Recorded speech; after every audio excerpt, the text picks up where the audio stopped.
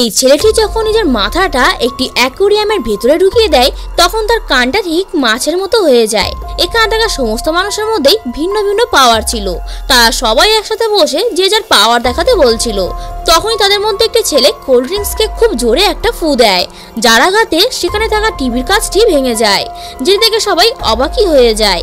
এবার এই মেয়েটি নিজের পাওয়ার দেখাতে শুরু করে, যেখানে তার পিঠের পেছন থেকে প্রজাপতির মতো দুটো পাখনা বেরিয়ে আসে আর নিজের মুখ থেকে আগুন ঝরে।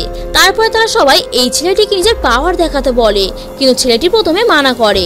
তারপর তাদের এত রিকোয়েস্ট করার পরে সে সবাইকে একটু দূরে সরে যেতে বলে।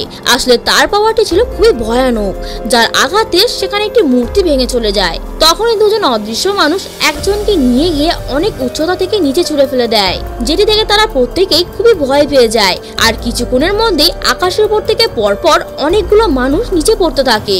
এই অদৃশ্য মানুষগুলো এদের সবার থেকেও খুবই শক্তিশালী ও ভয়ঙ্কর ছিল। তারপর কোনো রকম কোনো একটা কি কাজ করছিল না, ফলে এক এক করে সমস্ত মানুষ এইভাবেই মারা যায়।